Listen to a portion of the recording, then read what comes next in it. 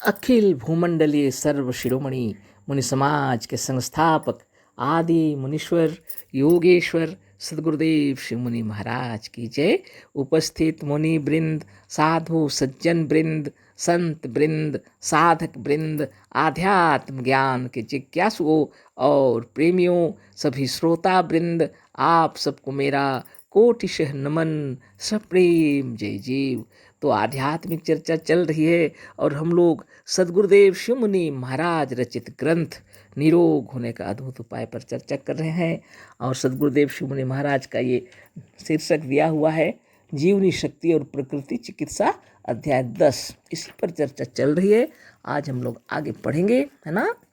रोग रोग नहीं है, इस बात पर हमारे बहुत से पाठक कहेंगे कि जब रोग होगा तब मालूम होगा।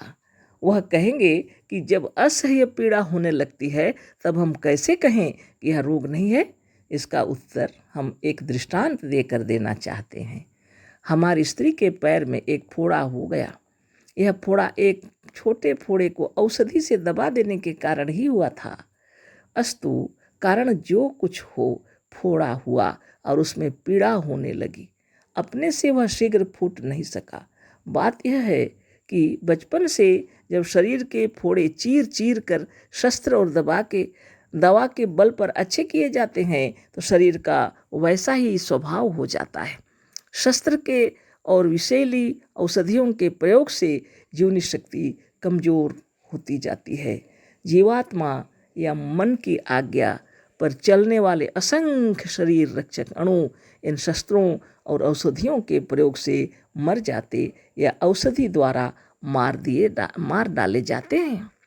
इनके शक्तिहीन होने से ही बड़े बड़े दुखदायी और भयंकर फोड़े होते हैं। जीवनी शक्ति के सैनिक इन्हें आसानी से दबा नहीं पाते हैं और इनकी शक्तिहीनता के कारण फोड़े में मुंह भी शीघ्र नहीं हो सकता है। पीड़ा का कारण यही सब है। रोगाणुओं और शरीर रक्षक जीवाणुओं में हर वक्त फोड़ा के भीतर घोर युद्ध चला करता है और यही पीड़ा का कारण होता है। ऐसे समय में यदि धैर्य से काम लिया जाए तो अच्छा हो। कष्ट में धैर्य खो देने से बचे खुचे शरीर रक्षक अणु भी अपना काम ठीक से नहीं कर सकते हैं और भय के कारण उनका बल और क्षीण हो जाता है। हम जो कह रहे थे उसका सिलसिला टूट गया, पर इसे भी कह देना आवश्यक था। बिना इसके कहे पाठकों को यह नहीं मालूम होगा कि फोड़े में दर्द होने का कारण क्या होता है। सदगुरुदेव शिव मुनि महाराज की जय। तो सदगुरुदेव हम लोग को बहुत सुंदर तरीके से समझा रहे हैं कि शरीर में जो दर्द होता है या कहीं पर कोई तकलीफ होती है या जो बुखार आ जाता है, इसका कारण है कि हमारे शरीर के जीवन रक्षक जो अणु हैं वो युद्ध करने लगते हैं उन अणुओं के साथ जो हमारे शरीर को पीड़ा माने कष्ट देंगे। उनको निकाल फेंकने के लिए जीवनी शक्ति कार्य करती है और मन के आदेश से हमारे शरीर के अंदर ये कार्य होते हैं अज्ञात शक्ति द्वारा कि शरीर के जितने जो तकलीफ देने वाले जो कष्टकारक अणु परमाणु जो भीतर में सेल्स कोष हैं उनको निकालने के लिए युद्ध करते हैं, जिसकी वजह से शरीर में रोग भी उत्पन्न हो जाता है या पीड़ा होता है। जरा सा अगर ध्यान दिया जाए तो ये सब आपसे आप 4-5 दिनों के अंदर या सप्ताह दिन के अंदर आपसे आप ठीक हो जाएगा, है ना। उसको समझा रहे हैं गुरुदेव। तो बहुत विचित्र बात तो है ही। तो रोग रोग नहीं है सदगुरु लिखते हैं ना बार बार कि रोग रोग नहीं है, तो गुरुदेव फिर उसी को अपने से भी लिख रहे हैं रोग रोग नहीं है। इस बात पर हमारे बहुत से पाठक कहेंगे कि जब रोग होगा तब मालूम होगा, है ना सही बात है। जब जिसको पीड़ा होती है तो वो परेशान हो जाते हैं ना। तो वो लोग सोचते हैं सदगुरु को ऐसा कुछ तो हुआ नहीं है, उनको क्या पता रोग क्या है क्या नहीं है ना तो जब उनको मालूम ही नहीं है ना, ऐसा सोच रहे हैं हमारे पाठक, सोच रहे हैं सदगुरुदेव, है ना। रोग रोग नहीं है, इस बात पर हमारे बहुत से पाठक कहेंगे कि जब रोग होगा तब मालूम होगा, है ना वह कहेंगे कि जब असह्य पीड़ा होने लगती है तब हम कैसे कहें कि यह रोग नहीं है। जब असह्य पीड़ा होने लगती है सही बात, है ना। और हम कैसे कहें कि यह रोग नहीं है। इसका उत्तर हम एक दृष्टांत देकर देना चाहते हैं। तो गुरुदेव बोल रहे हैं इसका उत्तर हम दे रहे हैं, बोल रहे हैं एक दृष्टांत दे के बता रहे हैं ना। हमारी स्त्री के पैर में एक फोड़ा हो गया। गुरुदेव बता रहे हैं कि हमारी स्त्री के पैर में एक फोड़ा हो गया। यह फोड़ा एक छोटे फोड़े की औषधि से दबा देने के कारण ही हुआ था। तो सदगुरु बता रहे कि एक छोटा फोड़ा हुआ था, तो औषधि दे करके जब उनको दिए औषधि अच्छा हो जाए बोल के, तो वो तो अच्छा हुआ, लेकिन हो गया और गड़बड़। एक बड़ा सा फोड़ा होने लगा। अब बिगड़ गया, तकलीफ हो गया ज़्यादा, है ना। अपने से वह शीघ्र, अब क्या करें, है ना, औषधि से दबा देने के कारण ही हुआ था। अस्तु, कारण जो हो, फोड़ा हुआ और उसमें पीड़ा होने लगी, तो फोड़ा हुआ तो पीड़ा तो होगी। अपने से वह शीघ्र फूट नहीं सका। अपने से अच्छा हो जाना चाहिए था, लेकिन जल्द नहीं अच्छा हो रहा। बात यह है कि बचपन से जब शरीर के फोड़े चीर चीर कर शस्त्र और दवा के बल पर अच्छे किए जाते हैं, तो बचपन से आदत पड़ गई है कि यदि कुछ हो गया तो उसको फोड़ा को फाड़ो और उसका मैल को निकाल डालो, फिर दवाई डालो, फिर दवाई खाओ वाली बातें जब चल रही थी बचपन से, तो इतना जल्दी कैसे अच्छा हो जाएगा, है ना। वो बता रहे हैं सदगुरुदेव। तो शरीर का वैसा ही स्वभाव हो जाता है। तो शरीर के अंदर भी ऐसा स्वभाव हो जाता है। जब फोड़ा हो गया तो है ना, वो साफ कर देंगे कोई, कर देंगे कोई, है ना, ऐसा स्वभाव हो जाता है। शस्त्र के और विषैली औषधियों के प्रयोग से, एक तो शस्त्र से काटना पड़ेगा, फिर विषैली औषधियाँ खाएंगे। इसे प्रयोग करते हुए क्या हो गया है, शरीर के अंदर क्या हो जाता है, यानी जीवनी शक्ति कमजोर होती जाती है। तो हमारे शरीर में जो जीवनी शक्ति है वो कमजोर होने लगती है। हमेशा एक भरोसा, हमेशा कोई औषधि, यानी कोई शस्त्र से उसको निकाल दो, है ना, ऑपरेशन कर दो, कुछ भी हो, है ना, जीवात्मा या मन की आज्ञा पर चलने वाले असंख्य शरीर रक्षक अणु इन शस्त्रों और औषधियों के प्रयोग से मर जाते या औषधि द्वारा मार डाले जाते हैं। औषधि ऐसे तैयार किए हुए हैं जिससे उस स्थान पर जो दर्द और पीड़ा जो हो रहा है वह दर्द ठीक हो जाए।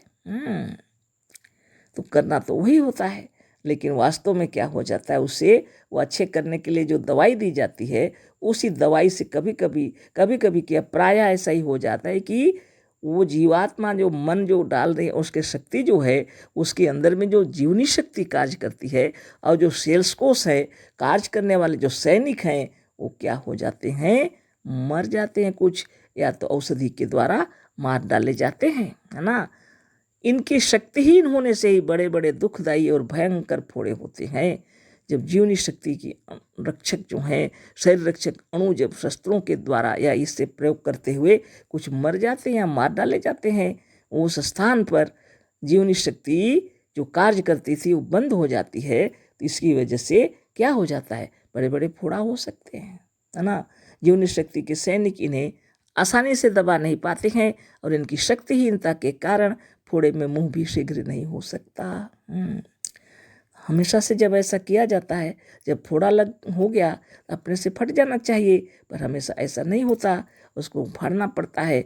अभ्यास हो गया शरीर के अंदर, सदगुरुदेव ऐसा बतला रहे हैं ना। नहीं, ये सही बात है वास्तव में।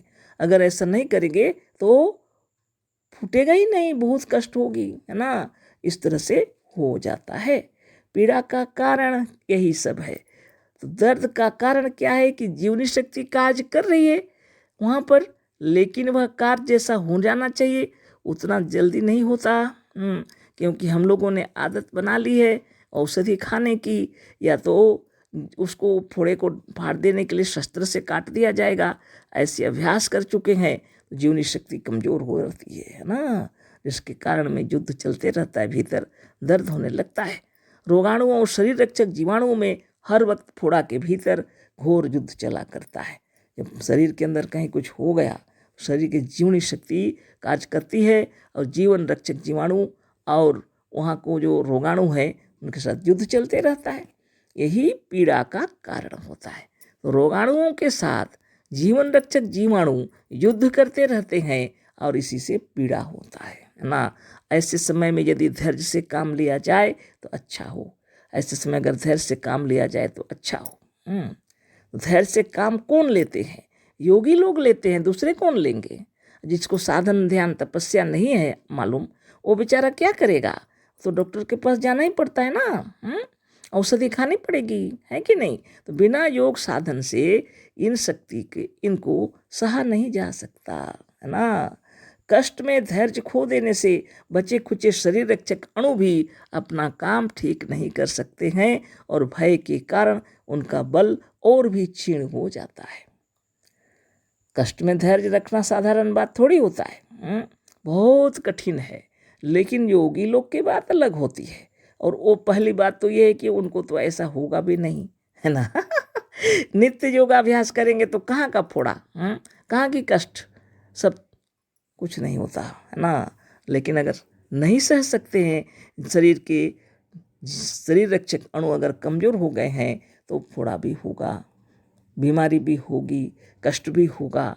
तो कारण है यह कि हमें योग साधन अगर नहीं करते हैं तो ये परेशानियों को सामना करना पड़ता है, इन परेशानियों को, है ना। तो नित्य योगाभ्यास करते हुए जीवनी शक्ति को तेज करना है, शरीर के जीवनी शक्ति रक्षक जो है ना। तो अब इस तो पूरा नहीं हो सका, कल बात करेंगे। अशेष धन्यवाद। सप्रेम जय जीव। सद्गुरुदेव शिव मुनि महाराज की जय। कोटिशः नमन।